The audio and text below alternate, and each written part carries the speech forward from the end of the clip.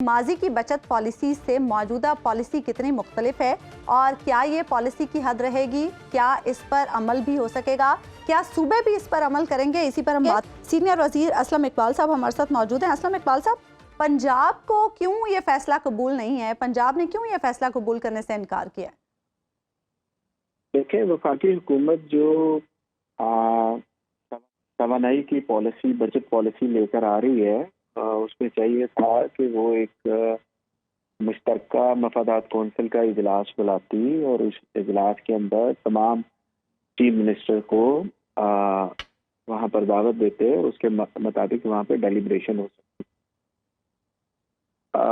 दूसरी बात ये है कि जब आप ये देखते हैं कि मुल्क के अंदर इस वक्त जो इकोनॉमी की सूरत हाल है वो बदतरीन सतह पर चली गई है और अभी तो ये सर्दियों का सीजन है, अभी तो गर्मियां आई नहीं, अभी तो जो बिजली की कम से कम, स्पेशली इस मौसम के अंदर कम से कम बिजली की जो इस्तेमाल होता है, इंडस्ट्री आपकी सारी बंद है, लेबर सारी सड़कों के ऊपर है, बेरोजगारी अरूज पर है। हुकूमत एक और काम करने जा रही है कि हुकूमत ये सोच रही है कि दुकानें बंद होंगी तो शायद बिजली की बचत हो जाएगी। लेकिन आप इस सिनेरियो को जहन में रखें कि मुल्क को सही सिमत में ले जाने के लिए सबसे पहले आपको वो पॉलिसी बनानी पड़ेगी कि जिससे इकोनॉमी का पहिया चले। तो इकोनॉमी का पहिया कैसे चलेगा कि जब लोगों का, बाहर के ममालिक का एतमाद इस हुकूमत के ऊपर होगा, जो नहीं हो रहा। लेकिन मियां साहब इस वक्त हम जिस क्राइसिस में हैं कि हमें अदायगियां करनी है और पैसे नहीं है, तो इसमें बचत का रास्ता को इख्तियार करना तो काफ़ी मौजूद पॉलिसी लगती है। और फिर अगर आप लाहौर में भी ये पंजाब की हद तक भी ये नाफिज करवा दें तो इसमें बुराई क्या है? देखिए, अभी अकरम साहब, बुराई किसी चीज़ में कोई नहीं है।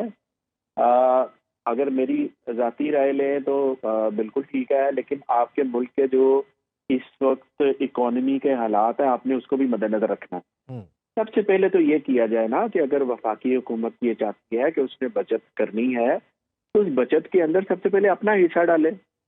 अपना हिस्सा उसका ये है कि अपने जो उसके जो नॉन डेवलपमेंट एक्सपेंस है उनके ऊपर कट लगा के बताए कि हमने इतने कट कर दिए, इतने अरब रुपया बचेगा। ये क्या आप कर रहे हैं कि जनाब हम ये रात को पंखे बंद कर देंगे, सुबह एसी बंद कर देंगे, दुकानें बंद कर देंगे, शादी हाल बंद कर देंगे, हमें ये बचत होगी। आप पब्लिक को बताएं कि आपने वफाकी हुकूमत का जो नॉन डेवलपमेंट बजट है उसको कितना कट किया है। मैं डेवलपमेंट बजट की नहीं कर रहा, क्योंकि डेवलपमेंट बजट होगा तो उससे रोजगार के मौके पैदा होते हैं। लेकिन हमें थोड़ा सा ये भी बताएं कि उन्होंने बचत क्या किया है, अपने बैरूनी दौरे कितने कम किए हैं, हमें वो भी बता दिया जाए। नहीं, उन्होंने कहा आज काबीना के इजलास में कोई बत्ती नहीं जली थी। वो तो अवाम की बत्ती बुझा दी इन्होंने। इन्होंने तो अवाम की बत्ती पिछले 7 महीने में बुझा दी है। अवाम के दिमाग की बत्ती बुझ गई है कि गरीब आदमी 3 वक्त की शायद रोटी खाने वाला 2 पे है, 2 की खाने वाला 1 पे है और 1 के खाने वाला मांगने पे है। यानी कि हर घर के अंदर लड़ाई। अभी अकरम साहब, मैं आपको ये बड़े, क्योंकि हम दफ्तरों में बैठते हैं, लोगों के मसाइल सुनते हैं, पिछले 25-26 साल से मैं भी पॉलिटिक्स में प्रैक्टिकल खुद इलेक्शन लड़ते हुए देख रहा हूँ। लोग हमारे पास जो अपनी प्रॉब्लम्स लेकर आते हैं ना, मियाँ बीवी को जो प्रॉब्लम्स होती है ना, वो प्रॉब्लम ज्यादातर खर्चे की प्रॉब्लम होती है, घर के किचन की बजट की प्रॉब्लम होती है। और वो पहले थे 20%, 30%। लोगों हम सुलह करवाते थे, चले छोड़े, ये करें वो करें, वो लोग मान जाते थे, ठीक है जी, इलाके के सरबराह ने, बड़े ने कुछ कह दिया तो ठीक है, हम डांट ढूंढ के उनको सुलह करवा देते। अब मोर देन 95% मेरे पास जो प्रॉब्लम आ रही है ना, वो ये आ रही है कि हर घर के अंदर लड़ाई हो रही। आपकी इनकम वहीं पर है, आपके अखराजात जिन की तरह बड़े हो गए और वो जिन बोतल में वापस बंद नहीं हो रहा। यानी कि बिजली का बिल उसकी औकात से ज्यादा आ रहा है, गैस का बिल, गैस आती नहीं, उसकी औकात से ज्यादा आ रहा है, पानी का बिल है, फिर घर का किराया है, फिर बच्चों की फीसें हैं, फिर घर का किचन है, फिर घर की कोई दवाई दारू है। तो वो अपनी उस इनकम में, इनकम तो वहीं पर है लेकिन उसके अखराजात इतने बढ़ गए हैं। यानी असलम इकबाल साहब, पंजाब इस फैसले पे अमल नहीं करेगा? देखिए, ये फैसला हम लेके जाएंगे अपनी कैबिनेट के अंदर। अभी तक तो हम इसको रिजेक्ट कर रहे हैं। कैबिनेट के अंदर हम डेलिब्रेशन करेंगे और इसके साथ साथ जितने चेंबर ऑफ कॉमर्स हैं हमारे पंजाब के, उन चेंबर कॉमर्स के नुमाइंदगान को, ट्रेडर्स यूनियन को, तमाम को बुलाया जाएगा, उनको ऑन बोर्ड किया जाएगा। ठीक। फिर अगर माशी सूरत हाल हमें बेहतर लगी कि इसमें बेहतरी है तो फिर उसके ऊपर देखा जाएगा। अदरवाइज इस वक्त इस फैसले को इम्प्लीमेंट करवाना बहुत मुश्किल है। ठीक है। मोमना वहीद साहिबा, अब आप जरा बताइए कि आप क्या एतमाद का वोट चौधरी परवेज इलाही साहब को देंगी जब ये मरहला आएगा? बिस्मिल्लाहिर्रहमानिर्रहीम। आपका बहुत शुक्रिया कि अफवाहों के इस गर्द और गुबार के अंदर आपने ये मुनासिब समझा कि आप डायरेक्ट मुझसे बात कर लें बगैर किसी फैली हुई, ऑलरेडी एक जो रूमर फैला हुआ है आप उसी को हवा देना आपने मुनासिब नहीं समझा। आपका बहुत शुक्रिया। बात यह है कि मैं बीमार हो गई थी, 2-3 पार्लिमानी मीटिंग्स में मैं नहीं जा सकती। मैं जाती तो मैं कोविड खिलाती क्योंकि आई वाज कोविड पॉजिटिव।